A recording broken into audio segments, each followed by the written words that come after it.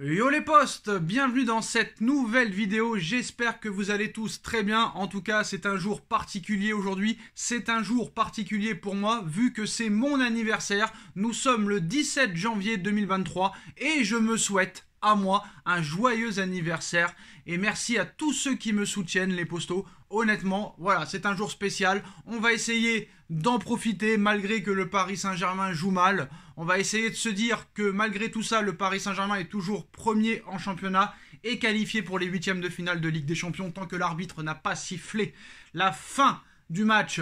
Rien n'est impossible dans le football. Le Paris Saint-Germain nous a déjà montré qu'il jouait mal, mais que quand il y avait des très très grands matchs, des très grandes oppositions, il savait se mettre au niveau. Après, il y a beaucoup de choses qui se passent très mal dans ce club.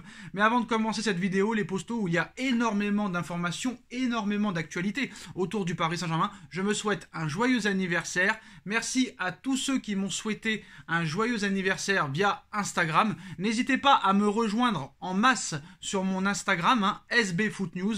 Merci à tous les postos. Et si jamais, parce que je pense qu'on n'aura pas beaucoup de cadeaux, très clairement, on n'aura presque même pas d'appels. Je pense que tous ceux qui vont me souhaiter mon anniversaire, c'est mes abonnés YouTube, très clairement, et je vous en remercie. Merci d'être là depuis plus de 4 ans et demi maintenant, et si jamais vous voulez faire un petit cadeau, vous pouvez toujours soutenir la chaîne via mon compte PayPal qui est en lien en description. N'hésitez pas, si vous pouvez pas, c'est pas un problème. En revanche, regardez les pubs entièrement, ça me ferait énormément plaisir, parce que à l'heure actuelle, en ce moment, c'est pas le S, c'est la S. Très clairement, c'est pas le S, c'est la Hesse en ce moment, très clairement. Donc voilà, merci à tous en tout cas. Et maintenant, on va commencer cette vidéo en ce jour d'anniversaire. Je me rappelle de Rocky 1. Dans Rocky 1, Rocky se voit donner un match pour le championnat du monde poids lourd de boxe face à Apollo Creed.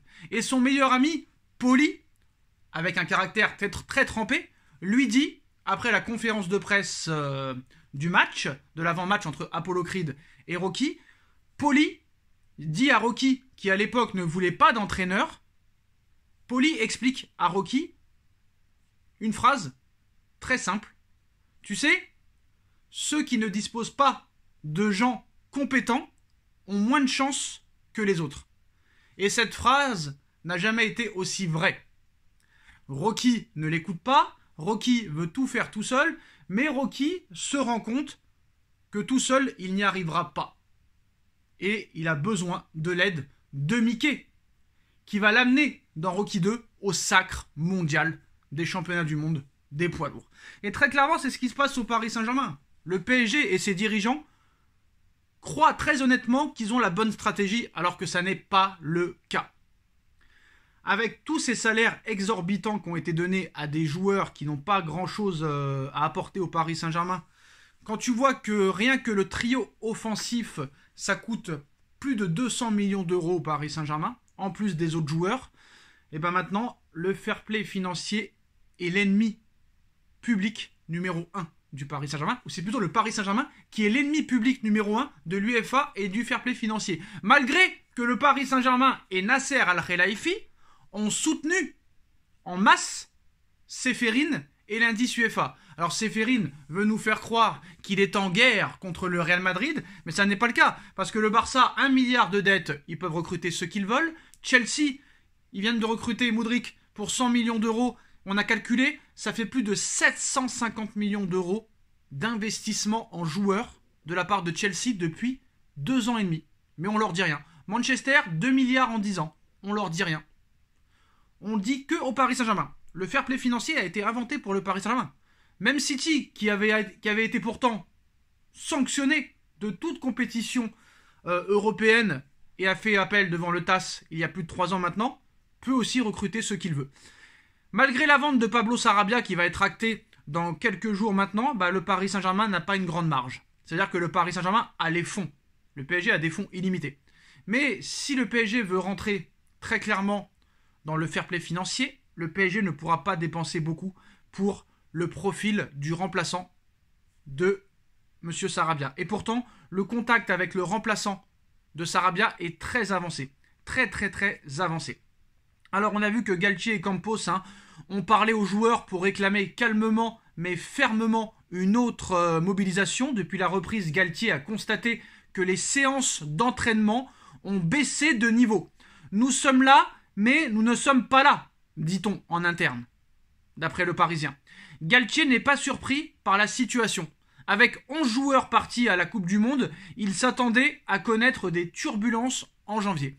La direction du Paris Saint-Germain mise sur l'orgueil des champions pour inverser la tendance. Il n'y a pas d'inquiétude. Donc au Paris Saint-Germain, il n'y a pas d'inquiétude et on compte sur l'orgueil des champions pour inverser la tendance. Donc on compte très clairement sur Dieu et sur les 3 de devant qui vont nous sortir des exploits individuels. Mais on ne compte pas sur Galtier. Lui, Galtier, le grand révolutionnaire, Campos, le grand révolutionnaire qui va tout changer au Paris Saint-Germain, c'est pas grâce à leurs compétences qu'on va s'en sortir.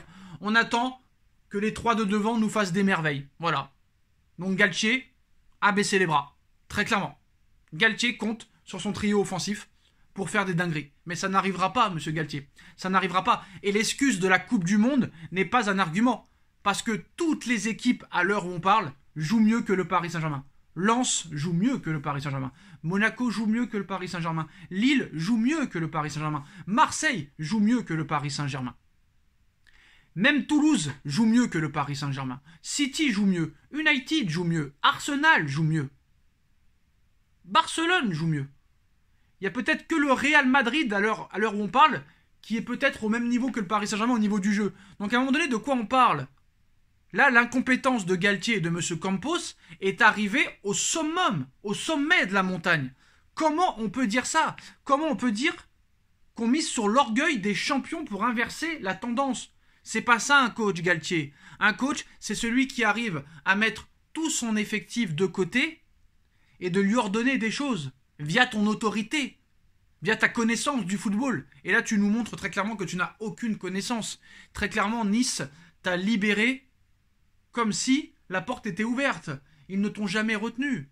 Tu n'as pas les épaules pour entraîner le Paris Saint-Germain. Mais ce n'est pas ta faute. Parce que ceux qui t'ont mis là sont encore plus incompétents que toi. Monsieur Campos et Monsieur Nasser Al-Khelaifi.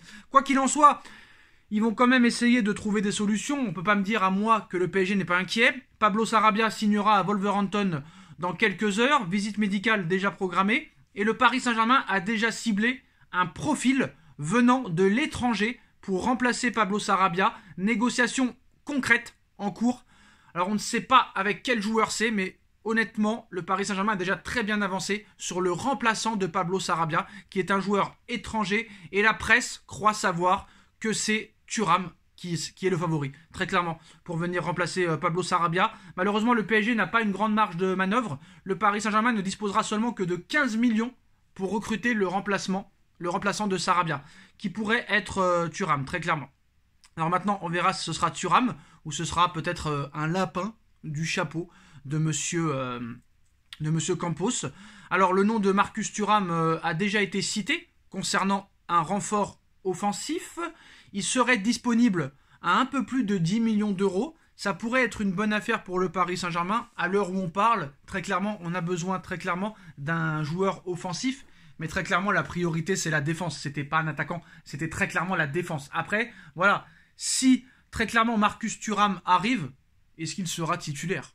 J'en ai pas l'impression. Il sera juste venu pour remplacer Pablo Sarabia. Et je pense que lui-même en est conscient et que le remplaçant de Sarabia en est déjà conscient. On va te recruter, mais tu resteras sur le banc. Peu importe ce que feront les 3 de devant.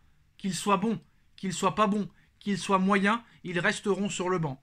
Parce que le dictateur Nasser Al-Khelaifi et les QSI, les Qataris, qui sont vraiment des dictateurs, hein, malgré qu'ils ont fait du Paris Saint-Germain un club très très très connu maintenant au niveau marketing, mais au niveau sportif, voilà.